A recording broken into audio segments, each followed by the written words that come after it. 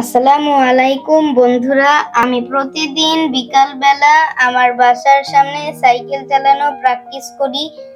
আমার চ্যানেলটি সাবস্ক্রাইব করে আমার পাশে থাকুন এবং শেয়ার, ফলো ও কমেন্ট করুন এবং আমাকে নতুন নতুন ভিডিও বানাতে উৎসাহ দিবেন।